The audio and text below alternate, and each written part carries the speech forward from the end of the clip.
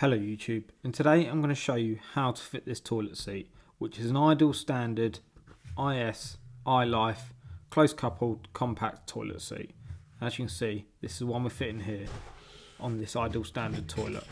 So first of all, what you want to do is unbox the packaging, and inside that packaging you'll find this brown packet that includes all the fixings and fixtures you need to fit this toilet seat. So make sure you've got 2 cover plates and 2 fixings. They should come pre-built like this with this slidey up arm, and you need to form it in this orientation. Make sure they've got the black rubber underneath, and then all you do is press it in, and then the arm will drop down and it will then be secured in place. So once again, make sure the rubber's sitting nice and flat, hold it from the top, flick the metal bar upwards so it's in line, and drop it through the hole. Next you want to tighten it up. I'm using an impact driver. I do suggest not to use an impact driver, but this is all I had handy at the time. And just slowly tighten it, but you want them slightly loose so they can move backwards and forwards. That's so we can find out the positioning of the toilet seat itself. We don't want them tight because we won't be able to move it and we might scratch the toilet itself. So as you can see, I've overdone that one, so I'm just loosening it up a bit.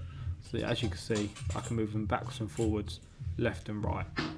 With that done, next what you want to do is grab the toilet seat, and you just want to make sure it's the right shape for the toilet. As you can see, it is the correct shape and style for the toilet, so we are ready to go. So just make sure everything lines up correctly and the toilet seat will fit, which it will, because you can get short projection and long projection and all different shapes. So next what you want to do is you want to line the pins up with the holes inside the toilet seat. Press the buttons and push firmly onto the pins themselves.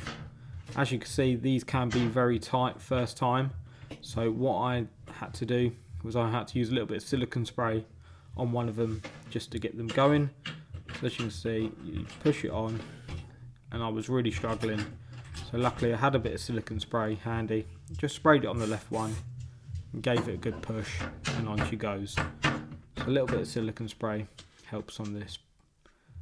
Now all you want to do is lower that down and line it up sides, forwards and backwards, and what you want is a little lip, a couple of mil hanging over the lid of the toilet seat so you can grab it with your finger like so, and that is the ideal position for the toilet seat positioning.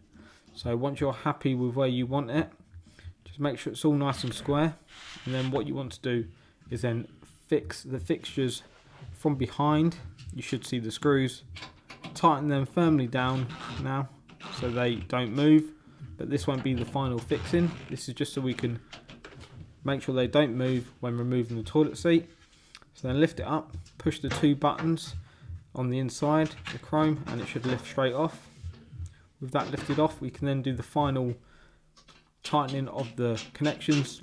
Once again, I do suggest using a Phillips screwdriver, not an impact wrench like this.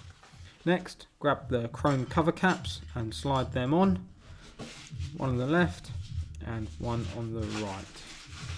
With them on and pushed down nice and secure, you can then reassemble your toilet seat like so, and there you go. That is how to fit an ideal standard toilet seat. If this video has helped, do give it a thumbs up and a like and a comment.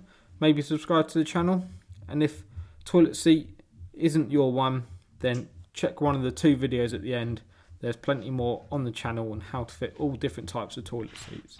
I hope this video has helped. Please do like, subscribe, and there's plenty of plumbing content on the channel.